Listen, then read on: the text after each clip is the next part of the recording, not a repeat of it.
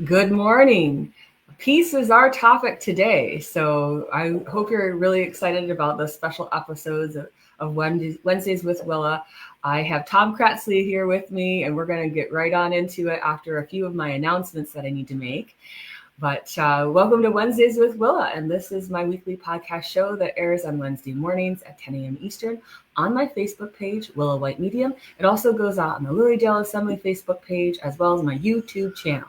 I do strongly suggest that if you're wanting to catch these episodes later, that you tag things in YouTube because Facebook, after 30 days, is dumping live videos. So I want to make sure you know about the YouTube channel because those will hopefully be kept up for forever. You know, it's a treasure trove of information because this is year 9 of Wednesdays with Willa. I've had so many great guests on the show, so many great topics relating to spiritualism, mediumship, healing, faith, family, and more. And I did want to make sure I announced some of the classes that I have coming up. This Saturday is the class of Mapping Spirit Through the Body. That's designed specifically for developing mediums and energetic practitioners who are wanting to understand the spirit communicators and how they're overlaying with you on a clairsentient level. But I have my own special techniques that I'll be sharing in that class this Saturday. You can find more information about that on my website, willawhite.com, on the online classes page or purchase page. I want to also suggest that you come on Sunday online. My advanced students are going to be doing a spirit message event. So it'll be a wonderful demonstration. It's only $5 a ticket, and the proceeds all go to the Church of the Living Spirit. And that's December 7th at 2:00. And you can find information about that on my Facebook page and also on the Church of the Living Spirit page. So we hope that you can join us there. I've got a lot of great classes coming up for January. If you're just beginning in mediumship and you need a launch pad for that, I have Intro to Mediumship that is specifically geared for beginners. And that's a 3-hour workshop on a Saturday in January. And then I also have my Monday night circle will be starting up again after the holidays in January, which is a wonderful opportunity for people to develop their mediumship abilities in a circle with my special group of students. And that is available for all levels, beginner, intermediate, advanced. I have all levels in there together, and we have a great time. And there's a different lesson each week. And I also have a deep dive into linking with spirit. If you're needing to know how to sustain a link and all kinds of other things, that is a wonderful mediumship immersion program that's available as well. And Tom doesn't know this, but I also have a 6-week Living the Laws of Spirit course coming up that is specifically geared toward spiritualists, mediums, spiritual seekers, healers, anyone who is wanting to know how to actually apply spiritual natural law in your life, so that it's not just a theory, that we can put things into application. Tom and I both teach classes and really like the hands-on aspects of those things so that it can be applicable in a person's life or in their spiritual practice. So thank you, everyone, for letting me get those announcements said, because I don't want you to miss out on those wonderful classes. And we're going to dive into our topic today, which is world peace and your place in it. I have with me Tom Cratsley, who's been on the show before. Thanks for being here again, Tom. Yeah. But I always enjoy Tom. Many of you know him as a spiritual teacher and spiritual healer. He's been on the show in the past to talk about different spiritual healing techniques, and including restructuring. Mm-hmm.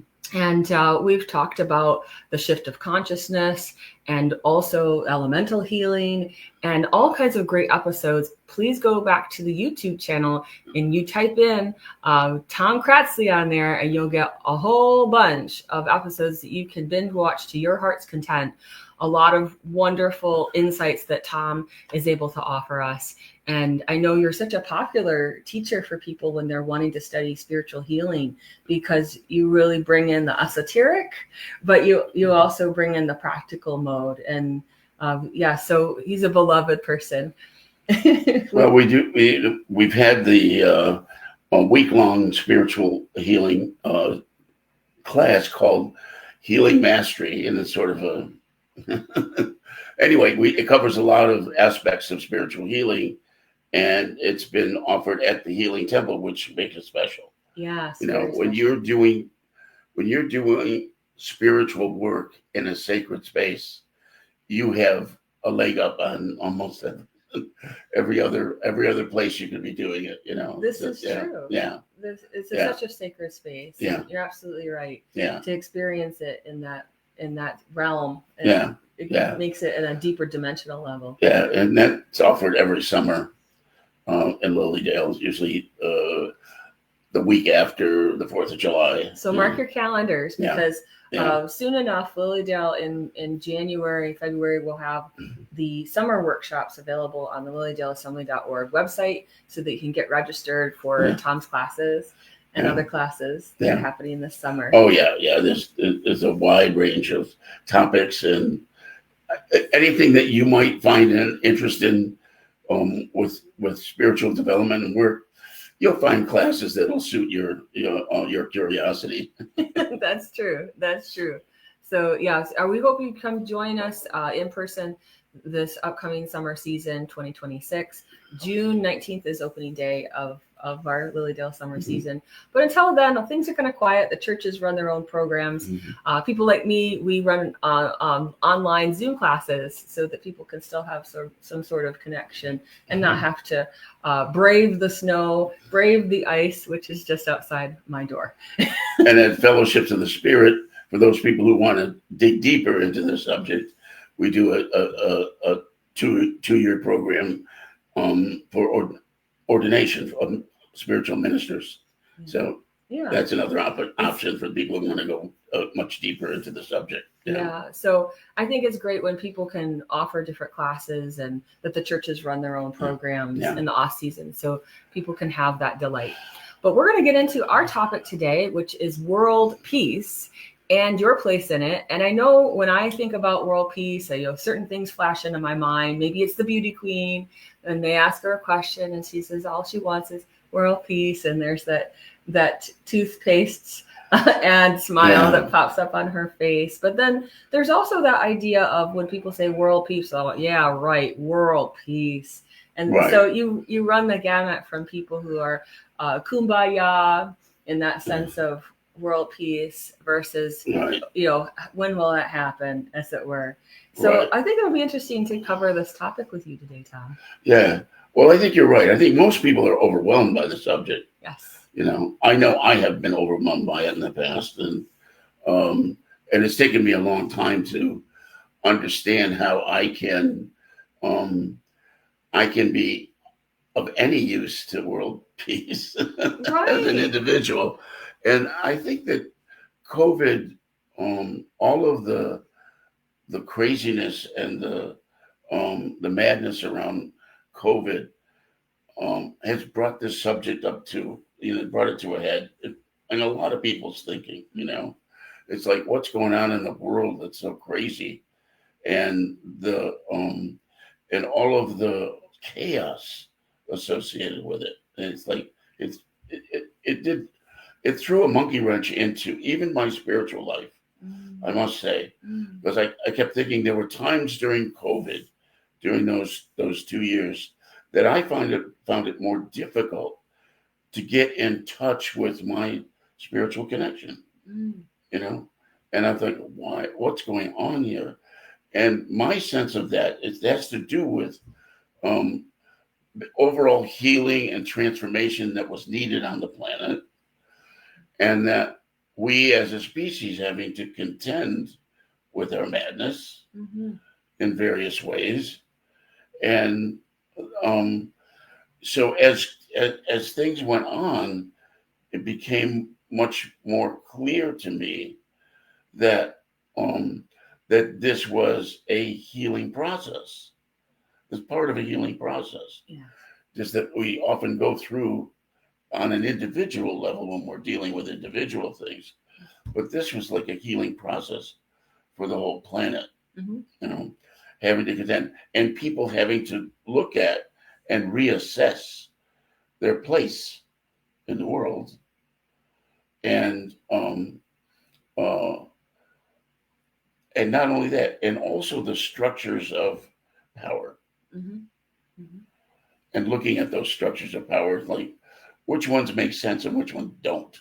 Mm-hmm. All right.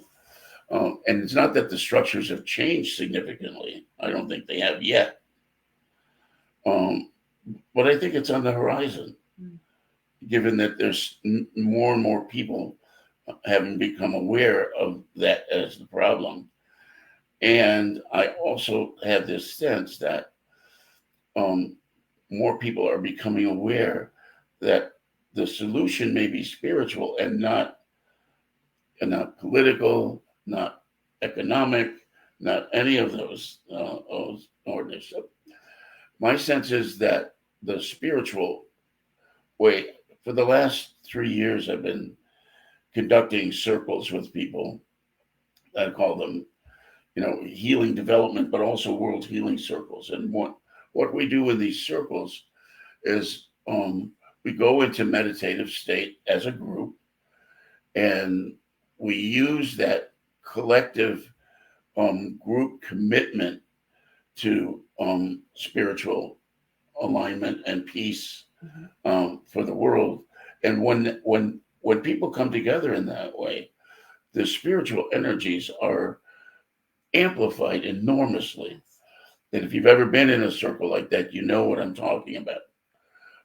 But I've had the privilege of doing this kind of thing since the early 80s with groups. In those days, it was about connecting with the consciousness of Mother Earth. Mm-hmm. This is more recently, the focus has been on world healing. Now, what does that mean? When we, in the group, what we do is we feel that connection to the spiritual energy. And it's not a fixing, it's not like our pea brains, let me talk about it, it's like our intellectual pea brain, the intellectual side of humanity is overblown, We think we know so much more than we actually do. Especially, right. Not the entire brain doesn't seem to get activated exactly in certain spaces and in people. Yeah, I get that. Yeah. And so what happens in these circles is we really become aware that there are powers beyond us that can support us if we just want to be there with it and let it unfold. And that's what we do. And we see various things about ourselves and the world, and know that the best thing that we can do is to align ourselves with those higher energies, yes, with the spiritual powers that have much greater wisdom and access to what's happening here than we do. Right. I think that as spiritualists, we have always wanted to make sure we align ourselves on a vibrational frequency. We understand about the law of vibration, yeah, right? And that we want to attune to higher planes. Uh-huh. And I think that there is this pull between the human, it's almost polarizing, between this human existence and the spiritual existence, the idea of the spirit world and the earth plane. And there is a tendency for us to look down on the human condition. Mm. And I think that's why mystics for years, millennia, as it were, have spoken about the difference between a person as a householder, right? Mm-hmm. Versus someone who is dedicating their life like a monk or a nun or in that saint guru space. Right. Is a different kind of reality that they're living in, per se. But, a householder can still work toward and achieve some measure of spiritual mastery. Yeah, that whole dichotomy for me is a misnomer. I don't think it. I mean, I understand that. It exists in other cultures. It's too heavy. I'm too burdened as the business of getting on, right? Right. I've got to make sure that everything's set with the family. I've got to make sure everything's set with work, like all the different things that people are having to contend with. Yeah, the goal is the same. The goal of the person who's dedicated themselves to living in a monastery is no different from the householder. The goal is inner peace, right? Mm-hmm. So you can have a significant level of inner peace as a householder. True. And many people do. Absolutely. Right. Yes. And but also the road to that is not is pretty similar. It's all about self-examination, Mm-hmm. right? Yes. And acknowledging when you're operating in harmony with your own desires, your own true desires.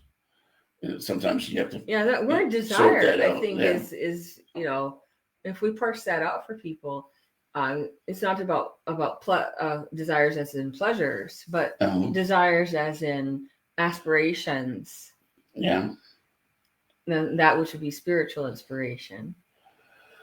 Right. Well, but at all levels of your existence, there are expressions of harmony. Let's say you're an electrical engineer, right? Mm-hmm. You can still hold those high spiritual principles in doing electrical engineering work. Sure. Mm-hmm. And my suspicion is that if you do that, you're going to be more successful at your work than if you don't. And the interesting thing is, when you look at the history of scientific development, mm-hmm. over and over again, the huge jumps in awareness have come intuitively. Yes. They have not come from people, like knocking out things again and again and again. But that's part of it. They've done that. But then the real solution comes intuitively. Yes. That somehow there's an access point. Mm-hmm. The divine is able to you're opening to the divine, but the divine is able to really give you that nugget in between you chopping wood and carrying water. There's that wonder, there's that awe, there's that beauty and gratitude that happens in those moments. Even Einstein very specifically talks about it more than perhaps any of the other scientists. Einstein specific, and Watson and Crick in the development of the understanding of the DNA. It comes from a dream. The structure came out of a dream. Yeah. So it's truly fabulous how we're able to have those developments, the advancements of human consciousness. Right. But what enables those things to happen is a spiritual principle, and it comes out of the sincerity of those people who were working to solve the problem. Mm-hmm. Right. But there's almost a place where they've hit the wall. They don't think their own thoughts can take them any farther. That's right. In a situation, and it's very much of like almost throwing their hands up and saying, "God, you can take the wheel now on this one." Yeah. And then that's when things start to happen. Yeah. That's what I've noticed. Absolutely. Throughout history and within myself. Yeah. Yeah. It's about that moment, that little breaking point that happens with that person. Yeah. And sometimes it's a battle with the ego. Sometimes it's just a recognition that you've what you've dedicated yourself and the way you've dedicated yourself to doing a thing just isn't working. Right. It isn't giving you the results you want, And you say, you're right when you throw it. But I think that what allows that new piece to come in is the sincerity And this is a spiritual thing, even if they consider themselves to be atheists, like many scientists do. It's a spiritual thing that they're committed to serving. Right. Now, whether or not they're willing to admit there's something beyond them. Well, I think there are more and more scientists that understand that there's a source. Yeah. There is a God, as it were. That I think many have come with that understanding, but they also have to posit the other. Yeah. They also have to play the other side of that, and until science can catch up with the quantum. Yeah. Right. Well, very early on, I remember as a teenager, I loved science, but there were a couple of things that came up in science classes that I couldn't I couldn't be aligned with. They did not make sense to me. One was part of the theory of evolution. I was okay with evolution, but when the mechanism for evolution was described as accident, made no sense to me. No. And Andrew Jackson Davis clarified all that stuff even before Darwin. That evolution is a process that happens out of purposeful direction. Yeah, by the divine. By the divine. Yeah, and there's purpose to it. It's not not accidental. So it's a blending of the creationist and the evolutionist. Yeah. That you are. Yeah. And then the other one was the second law of thermodynamics. And in the second law of thermodynamics, it's like everything is headed toward what's the term they use? Randomness. Right. Everything's heading toward randomness. That's the final solution. What they don't get was the how life throughout the universe has a cycle to it. And that's birth, and kind of like development, then death, then rebirth. Right. What they left out was the rebirth cycle. True. Yeah. True. The regenerated, the refreshed. Yeah. Yeah. Even now, because scientists are coming up with scientists are coming up with some different understanding of even the beginning of the universe. All kinds of things. It's wonderful. Yeah. That they're even questioning the Big Bang. As well they should. Yeah. Look at us. We're talking in ways that people are like, ooh. Yeah.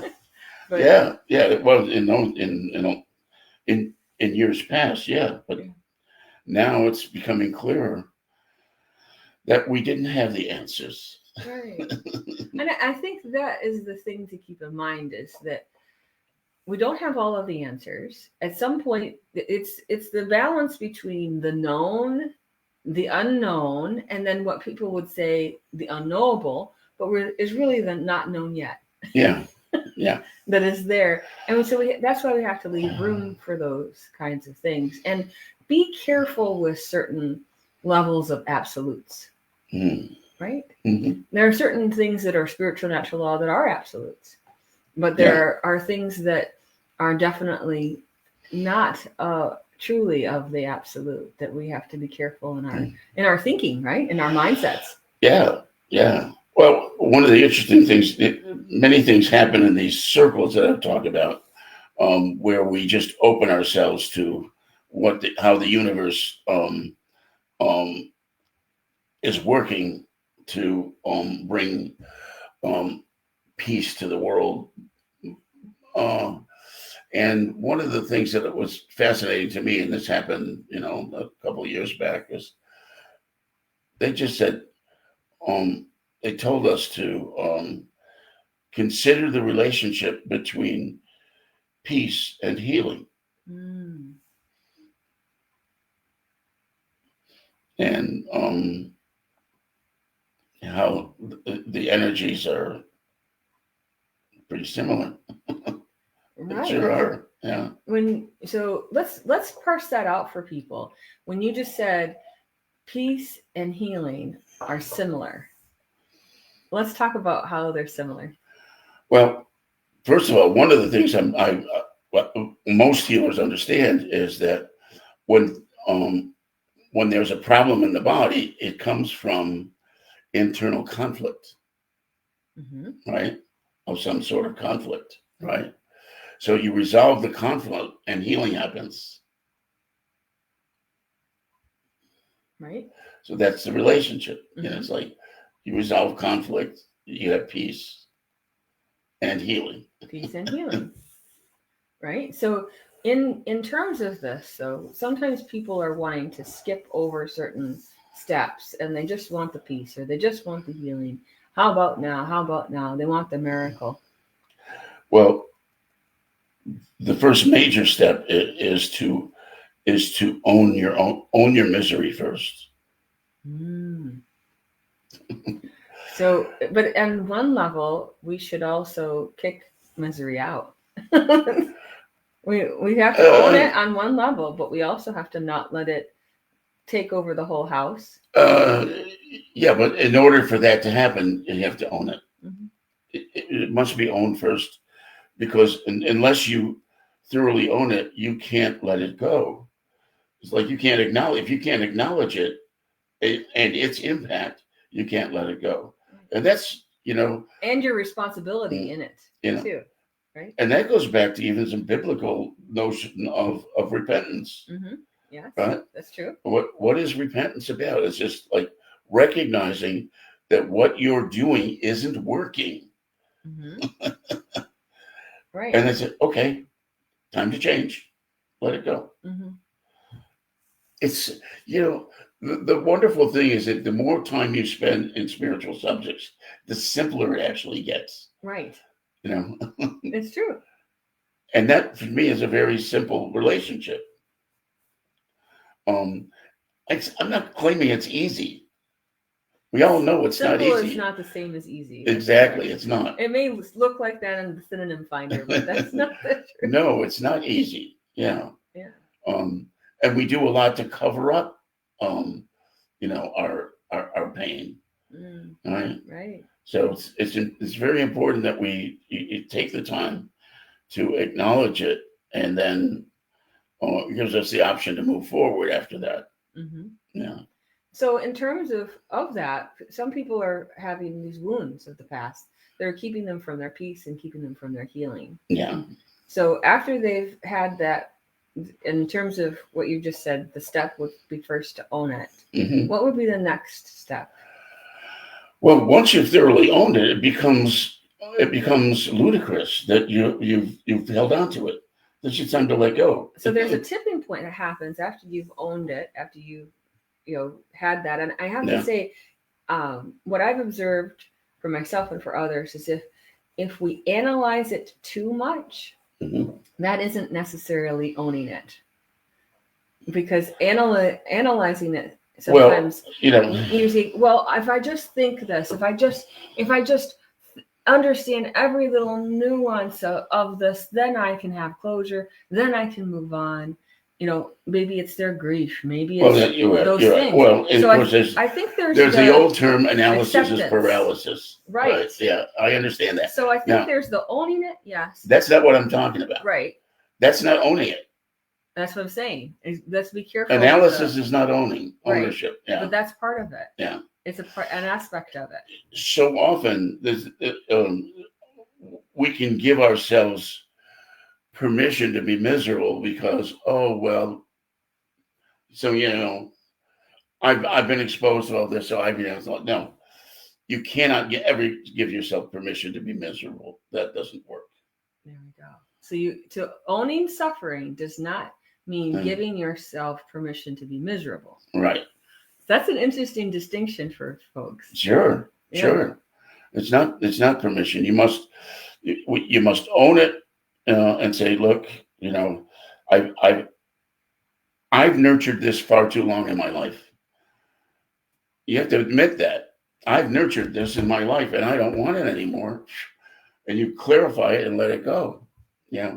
So in the clarification process, do you feel that that is something that happens on a kind of instantaneous level, or do you see more with people that you're helping? Both ways. Both ways. Yeah. It kind of had to flush the system, do it again. Yeah. When I do the restructuring work, most of the people that come to me, they realize it's time to deal with something. And what I've been doing hasn't been working. Mm-hmm. Yeah. So I'll try something different, right? Mm-hmm. So they try the restructuring. But basically it's the same process, I think, for everybody. It's like recognizing the tricky part is sometimes we think that the problem is something other than it actually is. Yes, there we go. Mm-hmm. Yeah. And I see that, I run into that all the time in the restructuring work. Mm-hmm. It's like people go back to the source. This is part of the restructuring process. They go back to the source of their misery, and they find that it's something other than they thought it was. And when they let it, they feel profound sense of freedom once they've identified it and let it go.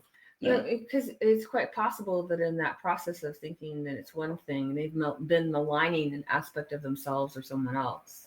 Right. And they need to, understand that it wasn't this, it was the other. And in that case, it's almost like this sense of the each person is their own individual world. It brings peace to that little war. And it brings peace to that little war that's inside of the individual. Yeah. So in terms of holding on peace and healing in that world that is the individual, what do you think is the next step? Is it possible for people to have continual world peace within themselves? Or is it a constant process of birth, development, death, rebirth? Well, there are two different scales that you're talking about here too.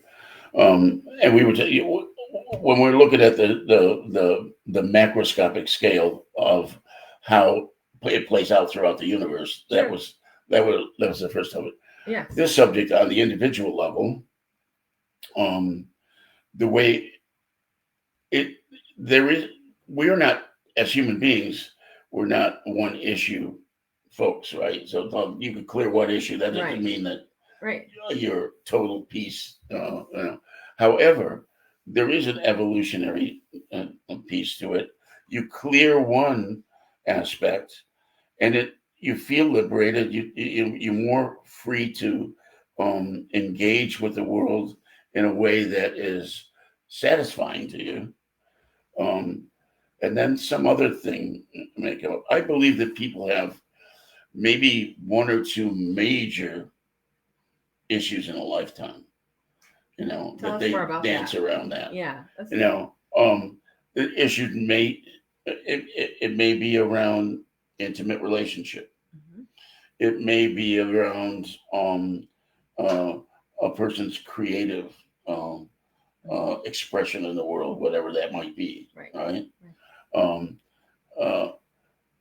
It may be around authority, connections with people in authority, that sort of.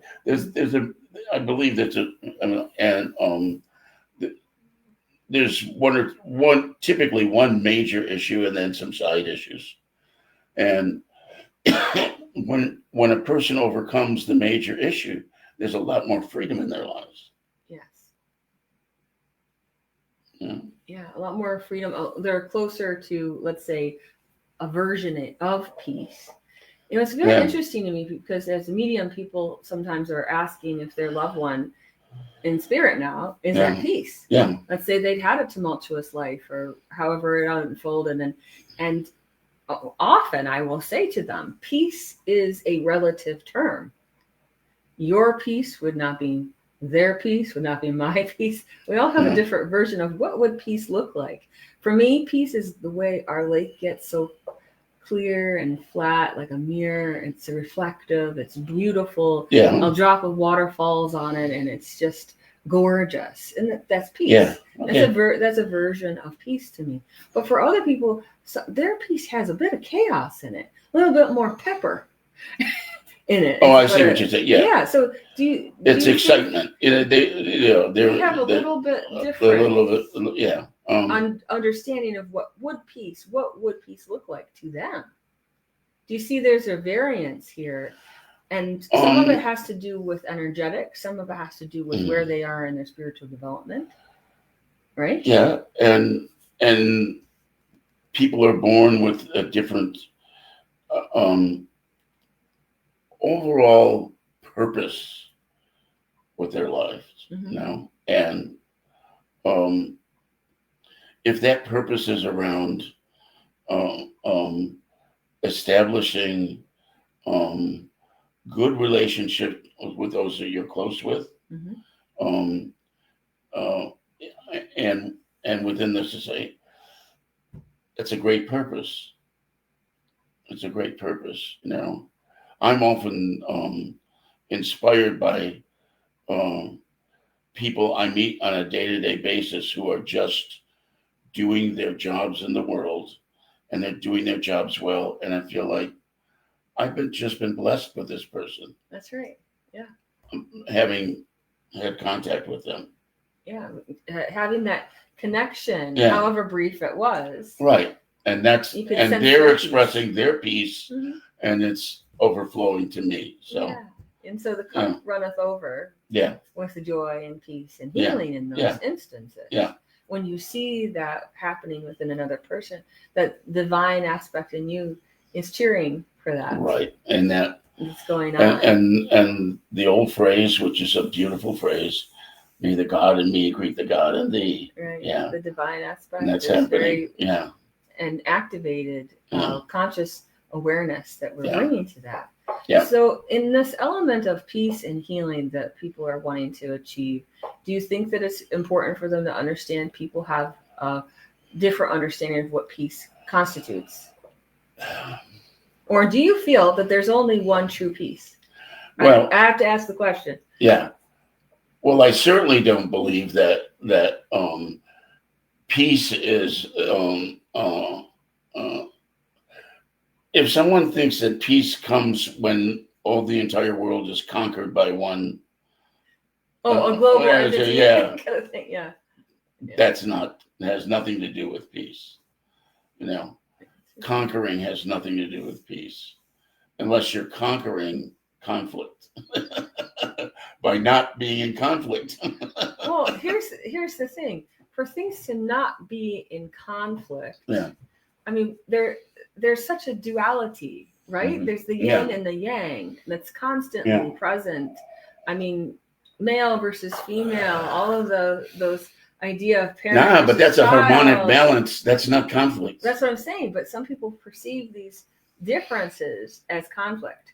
So some people have said, well, if we had a society where no one disagreed, how wonderful that would be.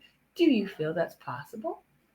If people are going to be such individuals, and they have different versions of what they like to do and what peace constitutes for them, and to me, that's a little bit different from the main question, because that question has to do with how the diversity of expression. There is there can certainly be, and there is all the time, there's a diversity of expression throughout the world, and it's not producing conflict. There's no, like in this room, there are all these interesting, there's natural wood, and there's the different colors that you've used, and all kinds of things that are different, but they're not in conflict. Right. There's a harmony, and that's the important word. Right? Harmony. Harmony is an important element in all of it. As long as you're you don't interpret your yellow as being in conflict with the white. Right. Yeah. people can interpret things as being in Yeah, conflict with right. each other because that's not their preference, shall we say. Yeah. Right. So when it comes to this development of living together in peace, I think the first space usually for people has to do with the families, Yeah. you know, and then there's it kind of goes outward into the idea of the Yeah. social, almost like a tribe feeling, Right. and then it goes on a more region world level and galactical, Yeah. as it were. But in terms of entering into a peace, how do you think that's Well, possible? the only thing you have power over is yourself, There we go. ultimately. Yes. Right? And so the degree to which you manifest peace in your life is the degree to which you are contributing to the peace in the world. Now, did you hear it? Tom just said the degree. It correlated. Yeah. There's a correlation Right. here to the Yeah. degree. When you manifest peace in your life, you're supporting peace in the world. Now, that may seem, because the seeming size of that seems so overwhelming that it seems as though you're contributing nothing. There we go. Right. And that's the problem. It's like, no, it's not that you're not contributing nothing. You're contributing your peace to PEACE. Your PIECE to the greater PEACE. Yeah. Homonyms, anyone? Right. Yeah. Yeah. So in the development of the world peace, the first piece is you. Right. PI. Now, here's the thing, and this is where your role can be far greater than you think. So when you're doing that, and when you're doing that in a spiritual state, like these groups that I've been working with over the last number of years, what happens is that it allows the higher realms, it gives them an access point to bring in that peace energy to the entire world. Yeah. And that's powerful. And that's where we as human beings have some significant role in changing what I call the psyche sphere. And the psyche sphere is the place in which human consciousness interacts with elemental consciousness. Okay. Get ready, folks. This is going to be really cool. Right? So human consciousness interacts with elemental consciousness. Well, what is that all about? Well, in fact, that when we're here as a human being on this planet, we are engaging with everything that's physical has the properties of elementals, and it has consciousness. Everything has consciousness. Right. So we're engaging with all of those elementals in our lives, and if we're doing that from an aspect of peacefulness and an aspect of acknowledging the beauty of elemental consciousness, then we are contributing to a much greater energy. And that is how human consciousness interacts with the consciousness of Mother Earth.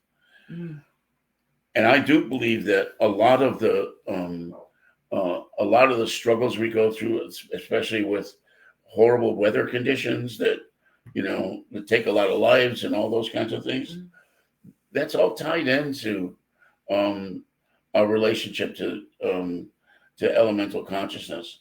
I think that there are scientists that are trying to manipulate the weather. I think the best way the weather will ever be manipulated is for people to come into a harmonious relationship with Mother Earth. So on one level, when you're saying elemental, I just want to make sure we And the we elemental parcel. energy, that's all part of what Mother Earth Right. is. Elemental, because we did a show on this. I would refer people back to prior shows that Tom's come on and done the episode of elemental healing. And let's just a little Tweak snippet, it. Okay, sure. a little snippet of what you really mean when you say elemental.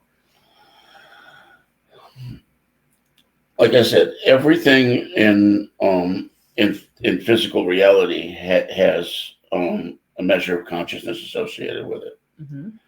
and insofar as we learn how to recognize and acknowledge that, then we can playfully collaborate. Right. And so and responsibly collaborate. In other words, it's like if we're acting recklessly in the world, with regard to the physical nature of the world, comes back to us. Right. So the elements that Tom is talking about. So when people hear that word, they might be thinking of fire, air, water, those kinds of things. They might be thinking about elemental. And those are fairies, there is a hierarchy.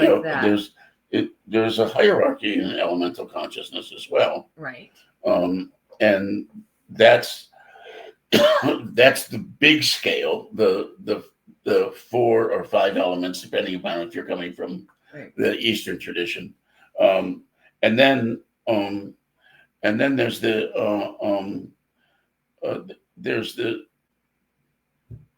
the tradition throughout indigenous cultures of elemental beings like fairies and elves and all of those. Right. And that's a very real part of the spiritual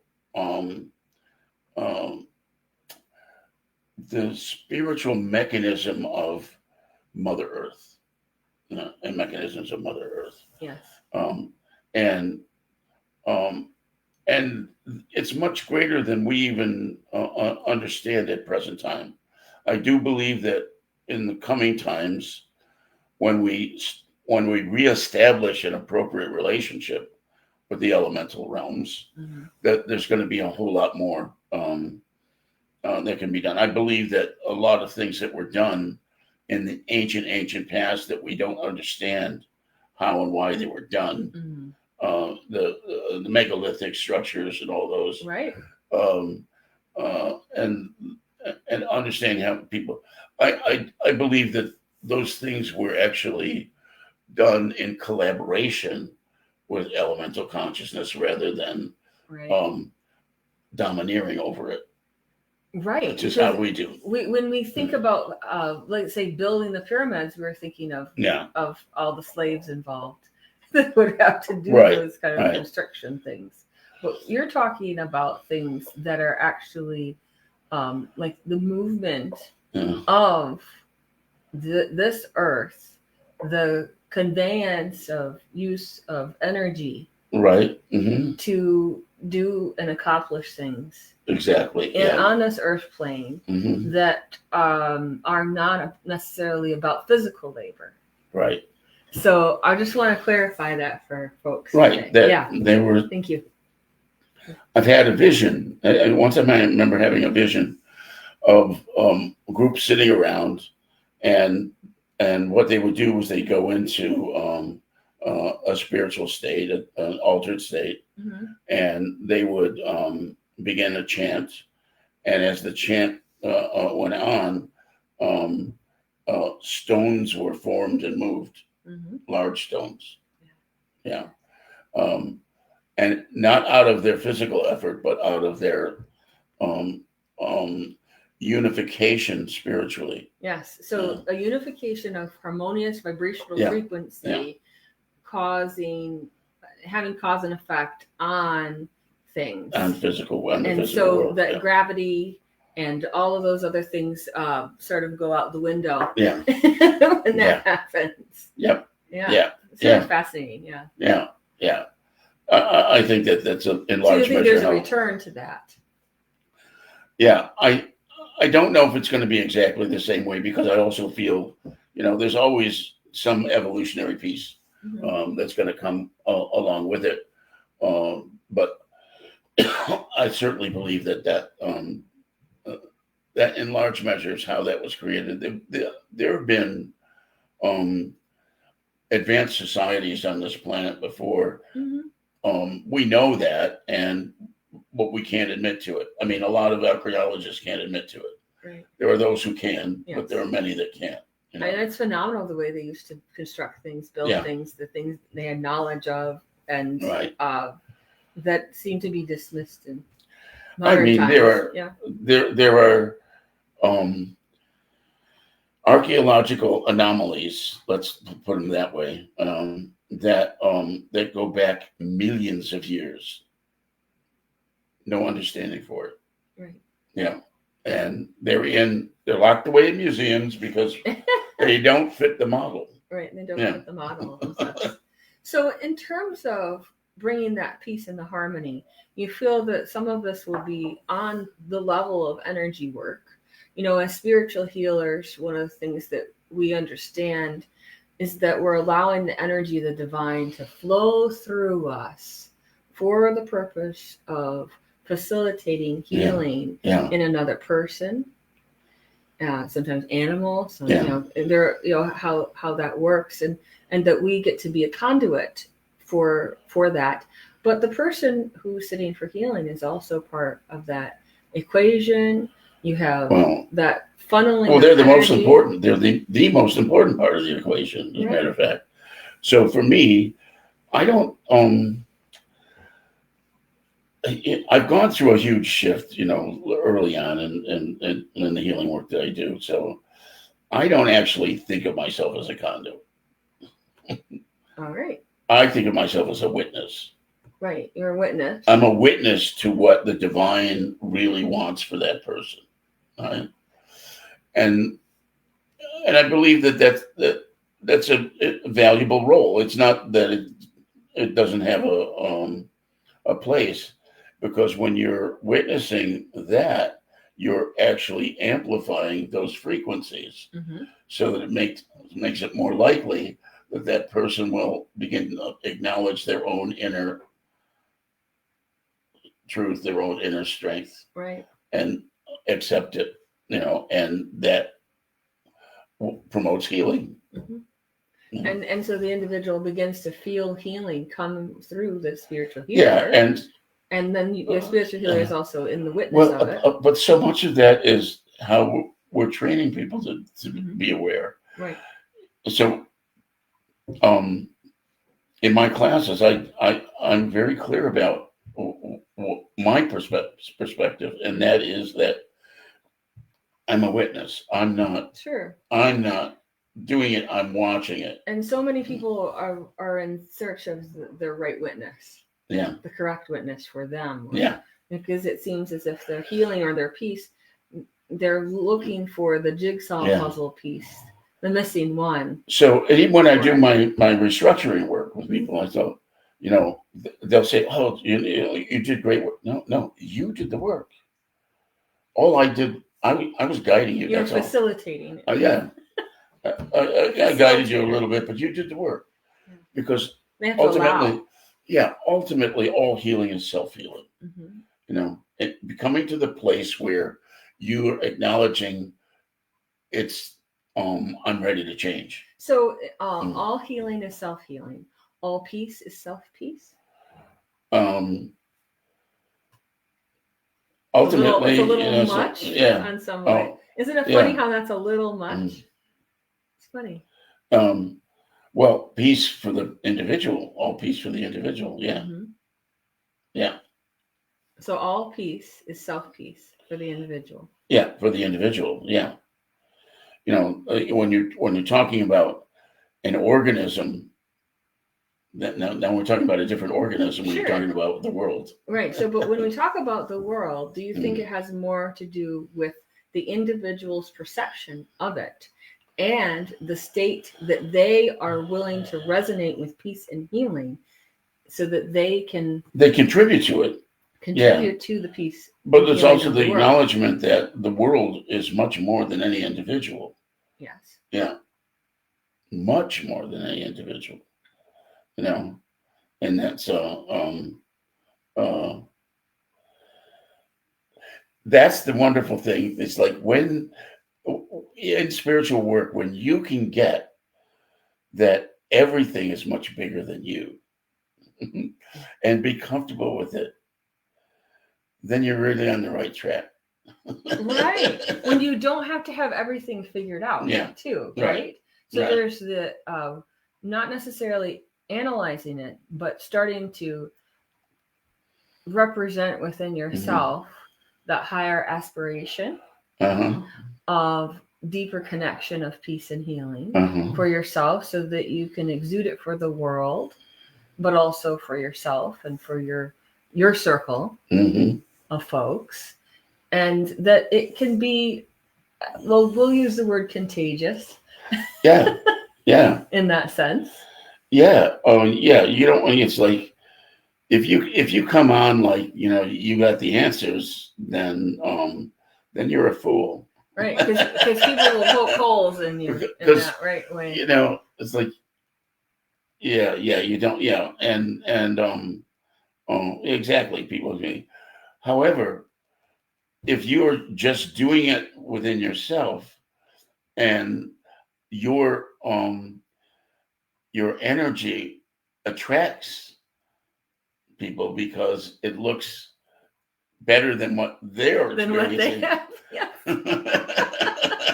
Exactly. That's how it works. So in terms of world peace and your place in it, and I'll ask you, Tom, in terms of world peace and your place, Tom Cratsley's place in world peace, what does that look like?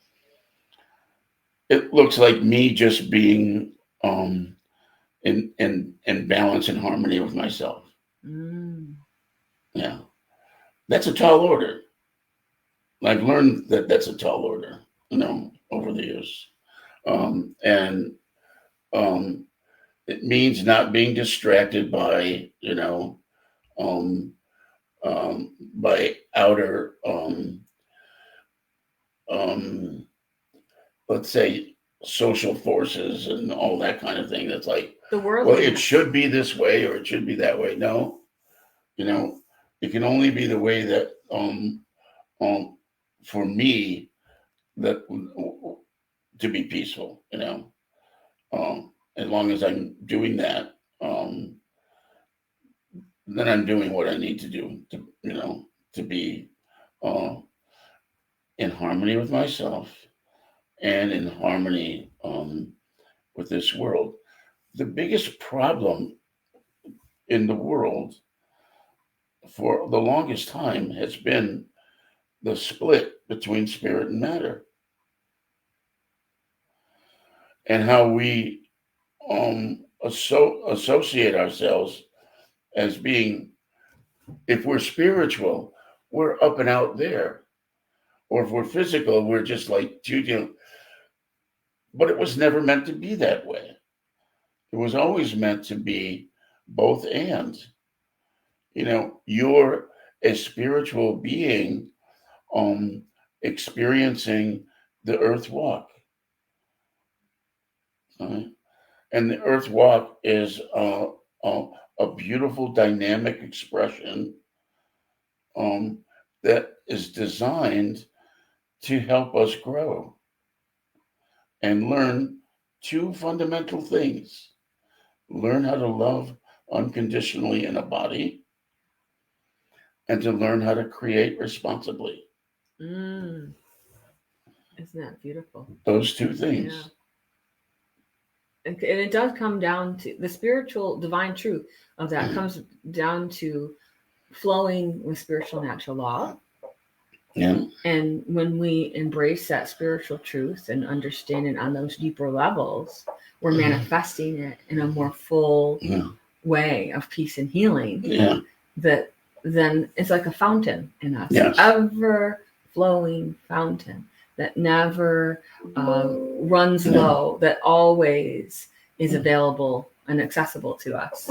Battery. Yeah. So I think it's fascinating how when we think about world peace and an individual's place in it, it first has to start with that recognition we're all connected with the divine, that tapestry of life, the web of existence, that we're responsible for our own individual world, so to speak, but that we have the ability to have positive effect on the rest of the world by our thoughts, our actions, our energy, and the merging of that. Yeah.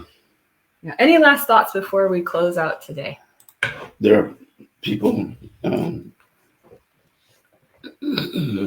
Any last thoughts before we close out? No, I think we've we've covered the ground. We covered a lot of ground.